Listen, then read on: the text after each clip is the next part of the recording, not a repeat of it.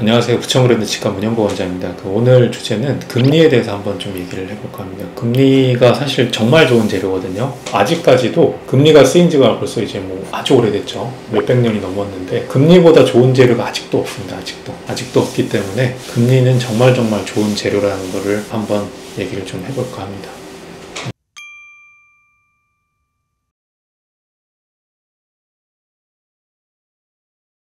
금리라는 게 너무 좋은 이유 중에 하나가 뭐냐면 탄성이 너무 좋습니다. 이 연성이랑 탄성. 쉽게 찌그러지고 우리가 단단하다고 좋은 건 아니거든요. 치아도 완전히 단단한 건 아니고 씹을 때만 어느 정도 들어갔다 나왔다 하는 게 있습니다. 그러니까 이 금리도 결국에 씹을 때 뭐냐면은 어느 정도 이 탄성과 연성이 있어야지 반대편 치아를 상하지 않게 하고요. 크라운 같은 거를 씌웠을 때도 찌그러지는 특성이 있기 때문에 치아에 이렇게 달라붙는 특성이 있어요. 치과에서 보철물 만드는 건 절대 완벽하게 안 나오거든요. 그렇죠. 사람 손으로 만드는 게 절대 완벽하게 틈 하나 없이 완벽한 보철물은 애초에 있을 수가 없어요. 금리는 그런 사람의 부족한 부분들을 보충을 해주죠. 왜냐면 찌그러지면서 이제 달라붙으니까 그런 부분에서 굉장히 장점이 있고요. 금의 이제 완벽한 특성 중에 하나가 이 열팽창률이라는 게 있거든요. 이제 우리가 뜨거운 거 먹으면 팽창하고 차가운 거 먹으면 수축하는데 이건 우리 몸도 그렇고 치아도 그렇고 다 그래. 돌멩이도 사실은 눈에 안 보이게 팽창했다 수축합니다. 근데 금과 치아는 열팽창 계수가 똑같아요. 그러니까 정말 신기한 거죠.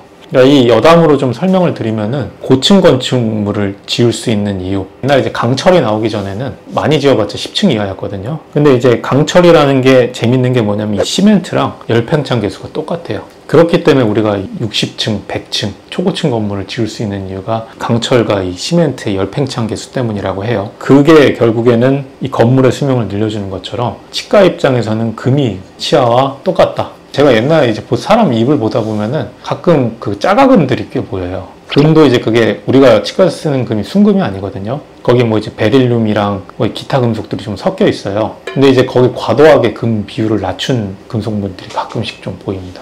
구릿빛으로 보이는. 옛날엔 보면 좀 그런 금속들도 많이 썼더라고요. 그런 것들은 금이라고 하긴 좀 그렇고 진짜 금들은 정말 좋습니다.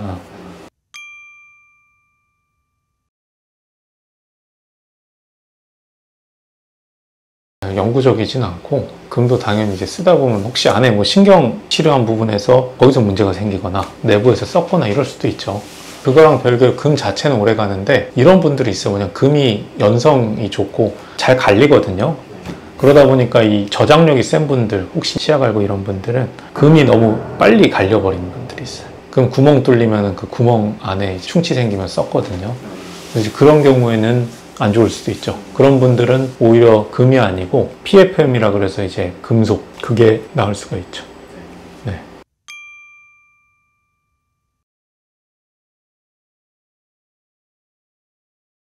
많이 떨어지죠. 그러니까 그것뿐만 아니고 이 세라믹이라는 재료가 아무래도 이제 단점이 많이 있습니다. 그 탄성이 떨어진다는 거. 근데 물론 이제 요새는 이렇게 얘기를 하시는 분들도 있어요. 뭐냐면은 그 부분을 접착으로 해결한다고 하거든요. 접착. 그러니까 뭐냐면은 그 부분을 완벽하게 치아랑 빈틈없이 접착을 시켜서 마치 치아랑 한 몸인 것처럼 만들어서 완전히 뭐냐면 이제 한 몸처럼 움직이는 거죠. 그 사이에 갭이 있는 게 아니고.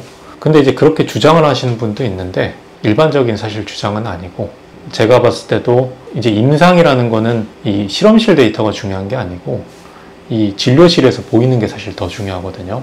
그러니까 제가 이제 나이 많으신 분들 보면은 입안에서 그 세라믹이 오래 남아있는 분들을 못 봤어요. 거의.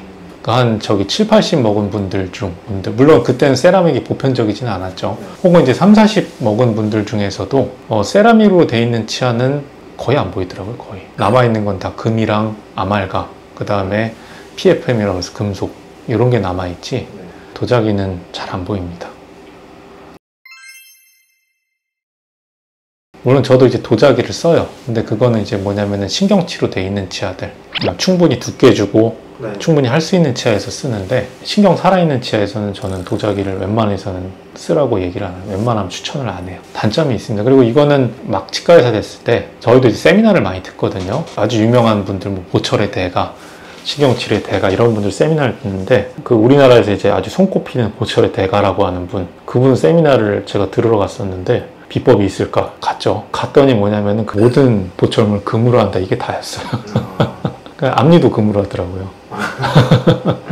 앞니도 환자분한테 설명하고 PFG라 그래가지고. 그리고 이제 그걸 120만 원씩 받더라고요. 그러니까 그분의 비법이었는데, 그분이 나쁘다 이게 아니고 그만큼 금이라는 거는 신뢰성 있는 금속이라는 겁니다. 그리고 이제 저도 이제 치과 하다 보면 이제 제가 안 좋아하는 게 뭐냐면은, 치과 하다 보면 뭐 오해가 안 생길 수는 없어요. 이게 왜냐면 뭐 불편한 것도 생기고 다 그렇지만, 저는 이제 이유 없이 오해가 생기면 기분이 안 좋거든요. 근데 금을 권하면은 자꾸 무슨 오해라는, 비싼 거를 권한다고 오해를 하세요. 진짜 정말 제가 이제 너무 억울한 게, 치과 입장에선 지르코니아가 마진이 제일 많이 남는 치료예요. 왜냐면 도자기이기 때문에. 금은 사실은 요새도 금값이 많이 올랐지만 옛날에도 비쌌거든요.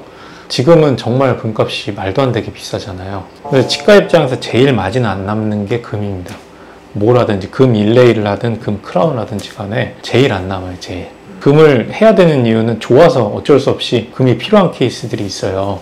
예를 들어서 도자기 일레이를 했는데 한 2년, 3년 만에 깨졌다. 이러면 이거는 그쪽에 저장력이 엄청 센 거거든요. 그럼 그런 데다가 똑같은 거 하면 또 2, 3년 있다 또 깨져요. 그러니까 그럴 때는 당연히 금으로 빨리 해줘야 됩니다. 그게 환자 입장에서 오래가고 좋잖아요. 그리고 금 일레이가 단점도 있어요. 단점도 있는데 장점이 훨씬 많기 때문에 어금니 부위는 금 일레이로 가는 게 좋거든요. 근데 금 일레이는 금 함량이 훨씬 높긴, 크라운보다 더 높아요. 금 함량이. 그래서 정말 비쌉니다. 근데도 해야 될 땐 해야 되는 겁니다. 그래서 환자분들도 금 한다 그래서 그거 오해하시면 안 돼요. 금 안 하는 치과들이 오히려 훨씬 많습니다. 비싸서. 금은 좋은 겁니다, 금은.